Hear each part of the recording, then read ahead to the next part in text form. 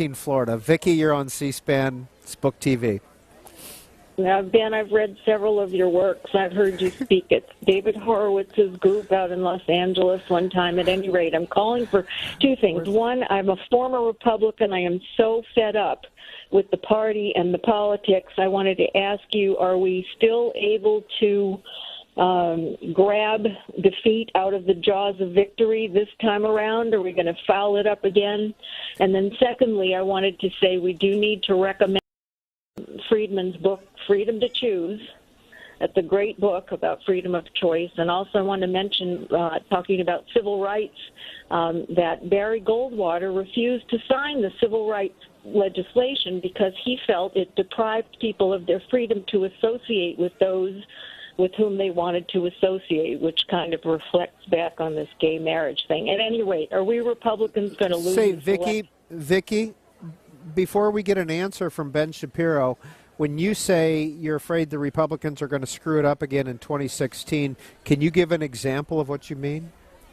Yes, unfortunately, as a former Republican, I broke my back for John McCain going door to door down here in Florida, and then also for Mitt Romney. And they were such lovely gentlemen, but they ran campaigns. They just could not communicate with the American people on the level that they needed to. And I'm afraid this will happen again because we have such lovely people running, or who look like they're going to be running on the Republican ticket. We just can't be as sharp as the Democrats, it seems, and I'm not sure why. What's the solution?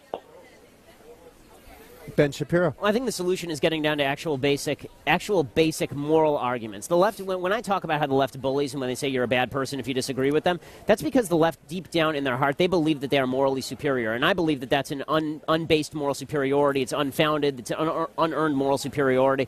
But the truth is that any religious perspective you take, any political perspective you take, in essence, at your very root, you're probably going to feel like you have a certain level of moral superiority for holding those beliefs. I believe conservatism to be a morally superior belief system to leftism, and if people on the right aren't able to articulate that, then that's going to continue to be a serious problem for them. As far as the Republican Party and are they actually going to be able to do any damage here, I think that the fact is that the Republican Senate has been less than useful thus far. What they just did in passing a bill that basically allows President Obama to loosen sanctions on Iran is truly egregious. It was played by the press as though it was a rebuke to President Obama. Far from it. That bill basically allows President Obama to loosen sanctions on Iran unless Republicans can come up with 67 votes in the Senate to stop him. That's going to be a very uphill battle. As far as the Republican nominees, I think there are some who have started to learn about speaking moral language, speaking about the language of rights, speaking in very basic and meaningful terms that people actually resonate to. But unless they can speak in those moral terms on a routine basis, then if they're going to do what Mitt Romney did and trot out 57-point tax plans and talk about everybody's effective marginal tax rate,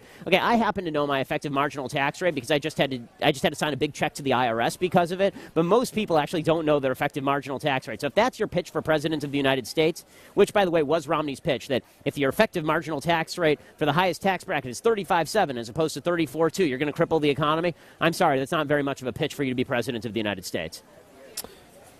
Next book. What is it? Well, actually, I'm working on a novel right now, which should be kind of fun. I just felt like changing it up a little bit. So I'm working on kind of a, as most conservatives are at this point, a post-apocalyptic American novel. Right? I mean, I think most Americans are thinking along those lines as we buy our canned food and shotgun shells. So I'm writing something along those lines, and it's a lot of fun to write. And then I've been thinking along the lines of a couple of different topics that I think would be interesting to write about. And one would be the kind of creeping tyranny of the American mind, this move toward, I disagree with you, therefore I get to use the government to do whatever it is that I want to do. And that's truly frightening to me because there are plenty of things that I disagree with. I mean, as you can tell, there are plenty of things that I find distasteful and problematic and disagreeable. There are people who do things every day that I find gross and terrible. But I don't think that gives me the ability or the right to use the government as a cram-down mechanism on them, forcing them to do what I want. And I think that unless Americans return to that vision of government, that government is really only there to prevent externalities of interpersonal actions. It's there to protect third parties. Then we're going to get ourselves into a lot of trouble. Now, I know that's a pretty libertarian perspective, but I think that we're becoming such a country of divided lifestyles that it's going to be difficult for us to even remain one country in the long run unless we come to an agreement that government is going to have to stay out of it and we're going to have to just deal with each other on an interpersonal level and let social movements deal with the rest. If you want to live in a religious community, live in a religious community, but it's nobody else's business what kind of community you live in. And same thing if you live in an atheist community, if you live in a gay community, if you live in a Christian community, you should be basically allowed to be left alone. And we all have the freedom of movement. We're all allowed to choose where we live and under what lifestyle we wish to live. And the fact that we've decided on a national level, and it's happened both right and left, unfortunately, that the federal government can be, it's the one ring that you can use that power and you can wield that power. Nobody can wield that power properly. I mean, this is why the marriage debate is so fascinating, because and when it comes to same-sex marriage, what the right has to acknowledge is that the government tried to forward traditional marriage and failed. I mean, the government's attempts to forward traditional marriage were a complete failure, which is why for years I've been advocating that the government just get completely out of the business of marriage, because it's not like the government did any good for traditional marriage in the first place. Get the government completely out of it. Let people actually have interpersonal contractual relationships with one another, is what I have with my wife. I mean, we have we have a ketubah, right? I mean, we have a ketubah, which is a Jewish marital document. Ketubah? Yeah, it's ketubah. We have a Jewish marital document, and then we also have our state marital document. I don't care about our state marital document. It makes no difference to me. It's just something I had to register with the government. The ketubah is hanging on the wall in our house, as it is in most Jewish households. That was the way that the Jews registered marriage 2,000 years ago, 3,000 years ago, and there's nothing wrong with it today. The idea that I get to make an agreement with this one person, how we are going to live our lives, that seems to me a better system than having the government decide what's an appropriate relationship and what is not an appropriate relationship in a consensual situation that doesn't affect others. Jim is in Caliente, California. Jim, you're on Book TV with Ben Shapiro.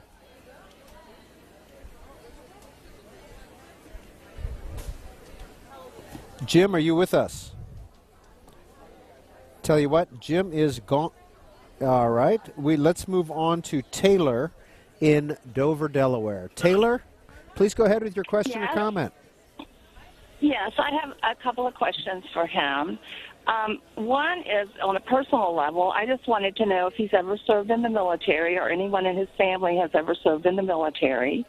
I would also like to know if he's so hell-bent, basically, on destroying the federal government, what government would he think that we would need to have in order for us to stay United States of America? And the other question is, I don't understand the Republican Party right now because a lot of their policies are coming from the Ayn Rand Institute, which is based on objectivism and which is basically, the most non-religious, she was an atheist to begin with. And it's like the Republican Party just worships her, especially Paul Ryan, who gives her book to everyone. And so that's all right. We got that. Tell you what, Taylor, why did you ask the first question about the military? Because I get sick and tired of all these people that are pro-military. My dad was shot down, or not shot down, but survived 2 plane crashes in World War II. My husband was in Vietnam and got Agent Orange exposure, and he died very prematurely because of that. And I worked for the United States government for 30 years, and all these people that have never served their government, have never served in the military, they are always gung-ho military, and they do not, it's like they have never served in the military. And like right now, we need the draft. All right, we've got the point. I appreciate that, and the draft. We'll add that to the list. Ben Shapiro. Okay, so a couple of things. First of all, I loved your rendition of "Shake It Off."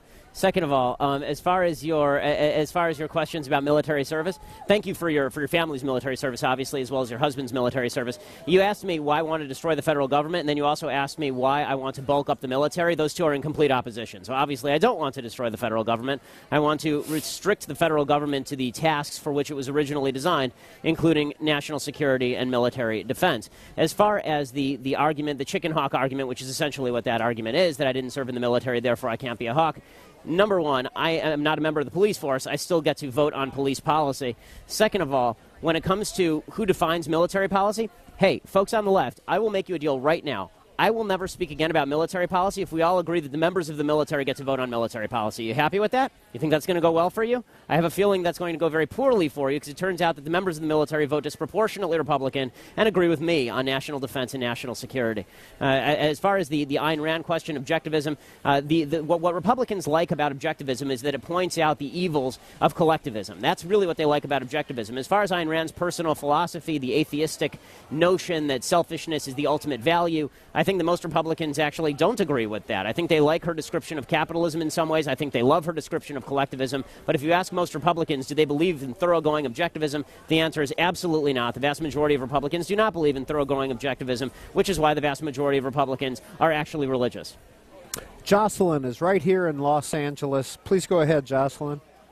Yes, I would like to ask Ben Shapiro, why is he so focused on the Obama administration with regards to privacy and the lack thereof, when this issue was really accelerated with Bush and the Cheney administration? And now that President Obama is in office, it is a big deal. Shouldn't his title read The People versus Bush and Cheney? Okay, as far as the privacy question, I actually call for prosecution in the book of people who were involved in the surveillance programs under Bush and Cheney. So actually, you sort of make my case. The fact is that I don't restrict it to Barack Obama. When rights are violated, rights are violated. The fact is that the Obama administration did dramatically upscale the amount of surveillance, which is kind of fascinating in light of the fact that the Obama administration has declared the war on terror basically in wind-down mode. It's supposed to be ending, so why exactly are we ratcheting up the amount of information about Americans that we are currently gathering? That seems to be internally contradictory. At least Bush and Cheney were trying to give us an excuse. They were saying that we had a war on terror and we were trying to ferret out the folks who were dangerous. The Obama administration refuses to even acknowledge that folks are dangerous. I mean, we're in the middle of signing a nuclear deal with Iran, even as the Iranian Revolutionary Guard today said that they will not allow any inspections of nuclear facilities. So when you say there's no threat, and yet the threat that doesn't exist is so grave that they have to check all of our emails, I start to get a little bit suspicious. Editor-at-large for Breitbart, senior fellow at the David Horowitz Freedom Center, co-host KRLA 870 Los Angeles' The Morning Answer, best-selling author of several books, including his two most recent, Bullies and The People versus Barack Obama. We've got about 15 minutes left with our guest, Ben Shapiro, and Carrie Yakima, Washington. Good afternoon. Hi, how are you? I'm calling. I'm a Cal gal, and I wanted to talk to Mr. Shapiro about the drought in California. And I wanted to give him my suggestion that we in Washington State, I transferred up here after I graduated from college in California, and I fell in love with snow skiing and stayed. They have lots of water up here. We have mountains falling on people. And I want to, and we have, I am also a child of I'm an Army Corps of Engineer family kid, okay? I grew up in Australia, all over the world, for the Army Corps of Engineers doing dams and aqueducts, third world project, third world countries, helping people get their countries going. Anyway, and so I know how construction works, and I was born when the Oroville Dam was built.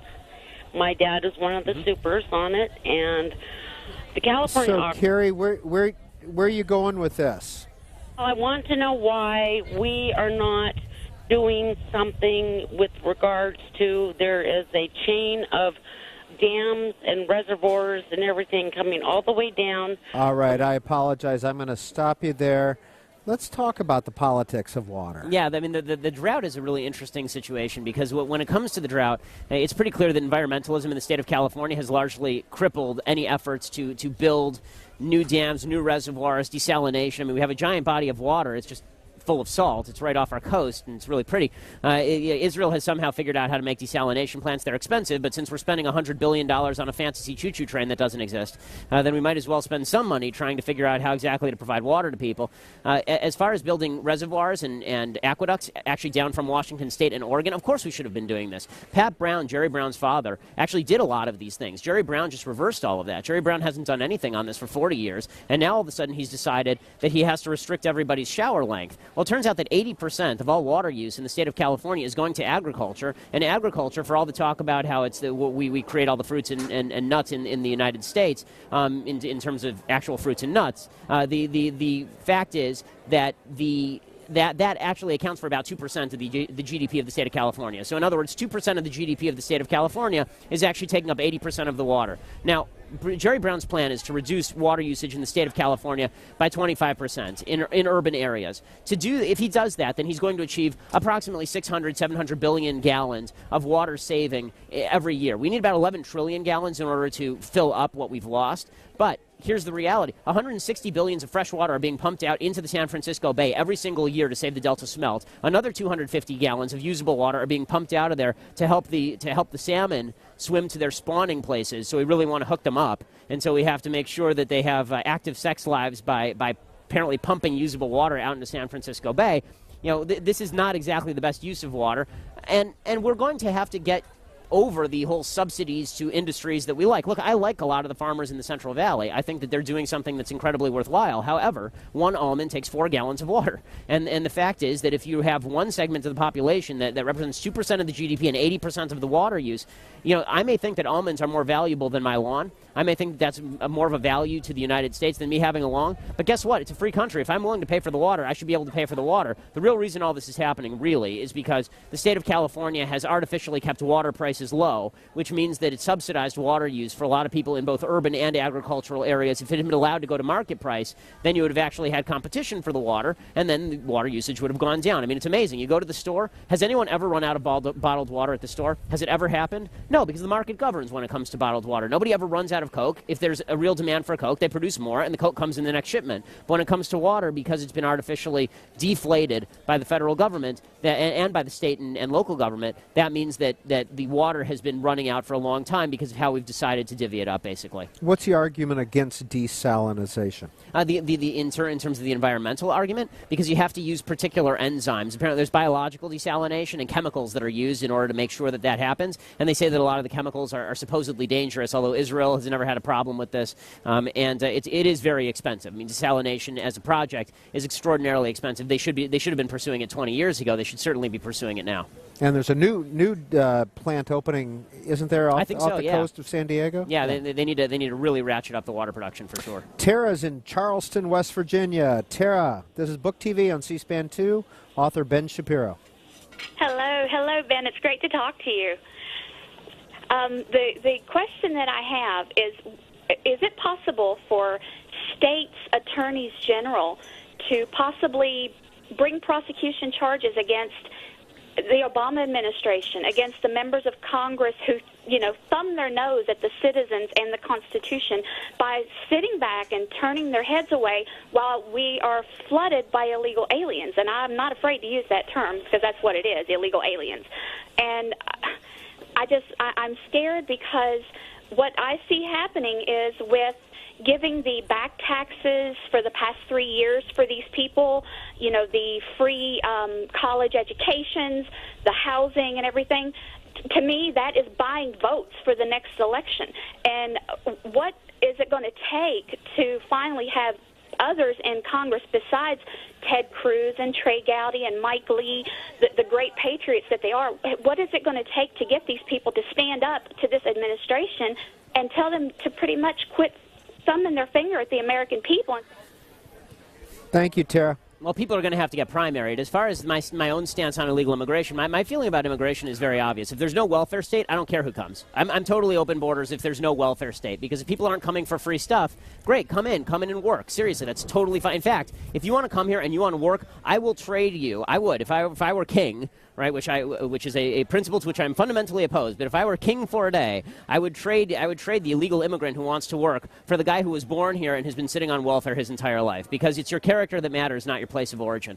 The problem is, of course, that we have this entire system of benefits that we're now giving out to people, and so that draws people here. They're not bad people. I mean, everybody is inherently has selfishness to them. I mean, we're all self-centered. We're all taking benefits from the federal government at some level. I took Pell Grants. Everybody takes something from the federal government. Until we change that mentality, until we stop offering a lot of these things in the first place, then it's going to be a loss leader. As far as what can states' attorney generals do, I mean, the answer is you're watching it happen right now. The state of Texas is suing the federal government over President Obama's amnesty program. It's been temporarily put on hold by an injunction. We'll see if it goes all the way up to the Supreme Court or not. But as long as it is more politically palatable to pander to the Hispanic vote and to the media by pretending that you have a plan that doesn't end with closing the border and at least doing something about the folks who are here illegally, then you don't have a solution. What's amazing to me is both right and left, it's so cynical. It really is. The right is in favor of illegal immigration because they want cheap workers for the corporations. The left is in favor of illegal immigration because they want voters.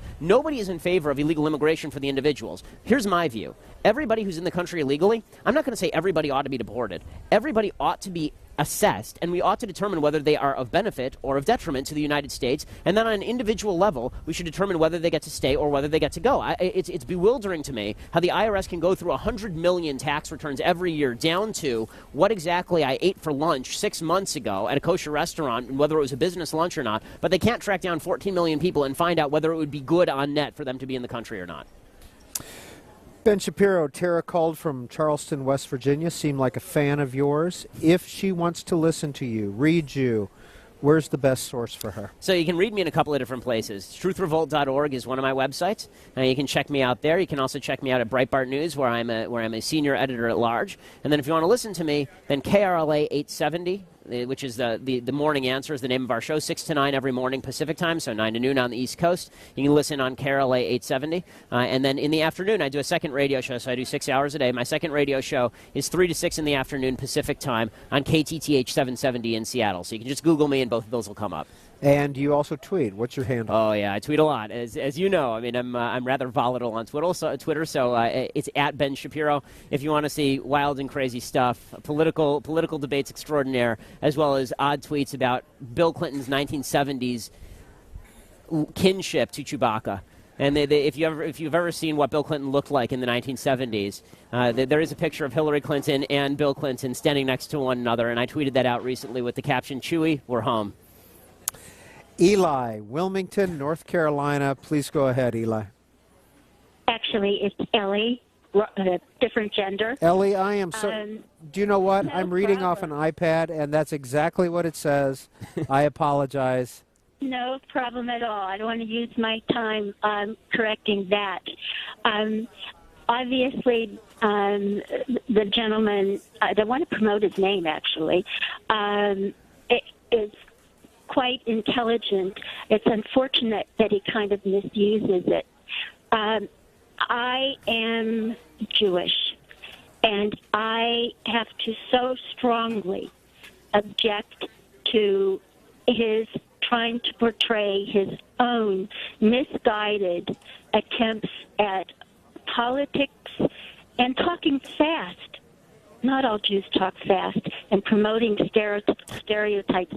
Number one, he does a great disservice to the Jewish people all over the world by promoting his stereotypes, and he's laughing at it, which I find I hold what he's doing in disdain. I just came from a wonderful Jewish film festival here in Wilmington and saw the film The Jewish Cardinal.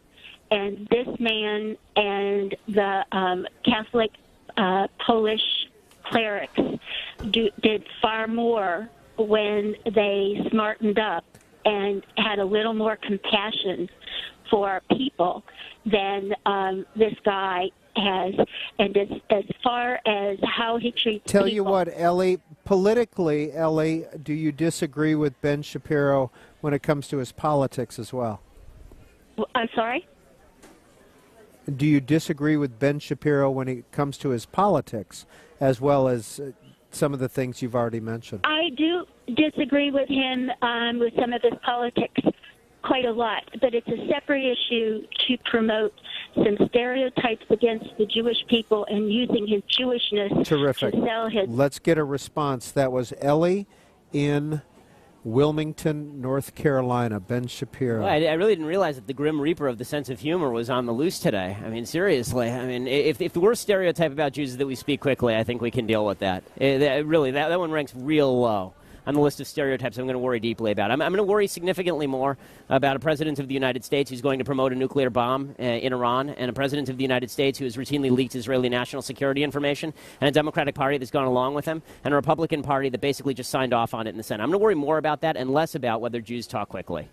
How serious is the so-called rift between the Obama administration and Israel? Extraordinarily serious. But this is what the president wanted all along. I mean, back in 2007, according to David Axelrod, he was already talking about how he wanted to create distance between himself and Israel because he wanted to be the honest broker between Israel and its enemies. And the fact is the president has been radically anti-Israel since he began running for president. His entire staff was staffed by people like Robert Malley, who was negotiating with Hamas, like people like Zbigniew Brzezinski, a foreign policy advisor who was radically anti-Israel under Jimmy Carter, by people, I mean, General Merrill McPeak, who had said that in New York City was filled with Jews who basically ran foreign policy in the United States. And the president has spent his entire life associating with anti-Israel, anti-Semites. I mean, seriously, Rashid Khalidi is an anti-Semite. He's a Palestinian liberation organization terrorist advocate, and he was a close friend of President Obama. President Obama spent time in Jeremiah Wright's church. It was a radically anti-Israel, anti-Semitic church. You spend your entire life in... I've been in a synagogue. I've gone to the same synagogue since I was 11 years old.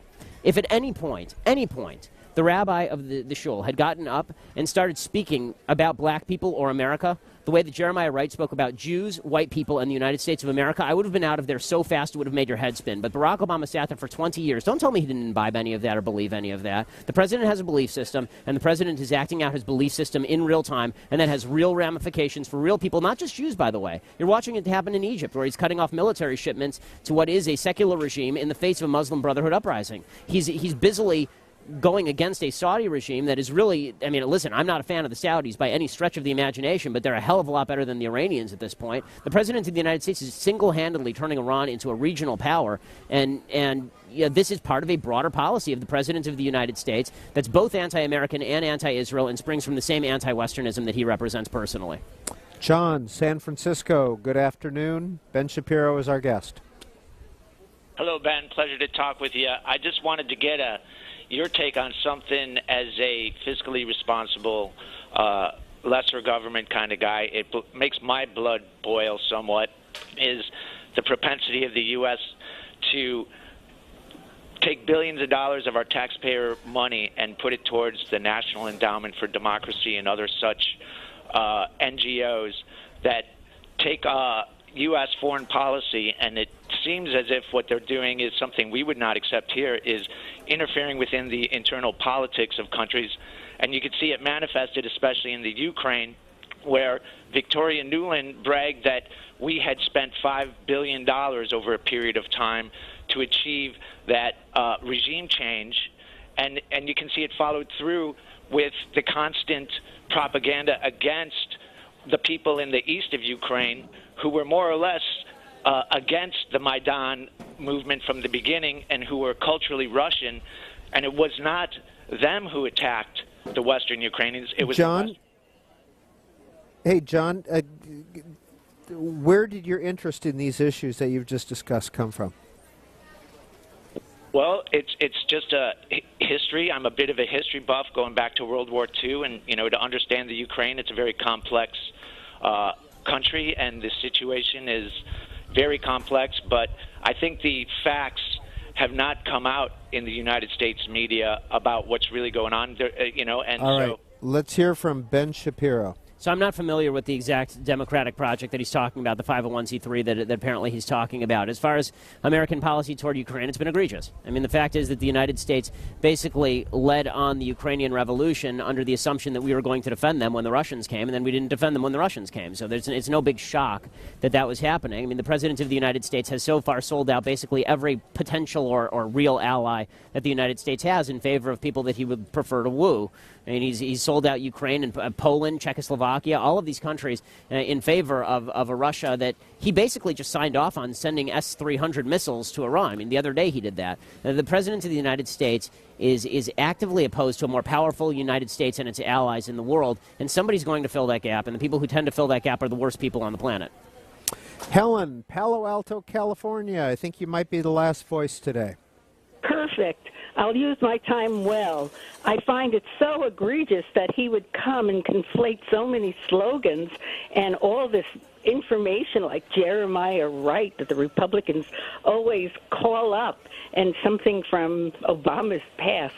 But anyway, my big issue is how the Republican Party, and if you are aware that both the Congress and the Senate, all the Republicans there are all Christian, and the Republican Party and the Congress, excuse me, are the gatekeeper, they hold the purse strings, and we have no clue about the budget. And did you know that about $22 billion go to faith-based funding, and we don't even know who or what is going there, and most of them are Christians, and how the money for the faith-based funding, and it's almost impossible to get that information without suing for the Freedom of Information Act to get that information, and a lot of that money is funneled, and the Congress has put a moratorium. All right, you know what, Helen? We're going to leave it there. Ben Shapiro, final comment. I mean, as far as faith-based organizations and the government's involvement in them, I think it's significantly more dangerous for religious organizations to be involved with the government than not. The strings are always attached. As far as the federal government trying to promote policy through faith-based organizations, I would recommend that people actually look at where that money is going, because a lot of the time it's actually going toward adoption projects and house building for the homeless and this sort of stuff. Now, I actually object to that on the grounds that I don't think the government should be involved in that, but that has nothing to do with, is the money actually being spent on some sort of covert religious attempt to convert everyone to Christianity. As a Jew, I'm not specifically very worried about that in the United States. Ben Shapiro, best-selling author, radio talk show host, editor-at-large at Breitbart, The People versus Barack Obama, the criminal case against the Obama administration, his most recent book just coming out in paperback. Thanks for being on Book TV from the LA Times Book Festival. Thanks so much for having me. And Book TV will continue in just a moment. Everything that you've seen today will re-air this evening on Book TV on C-SPAN 2, all 6 or 6.5 hours of our coverage today from LA. Thanks for being with us. We want to thank the folks here at the LA Book Fest and at USC for their hospitality. And now Book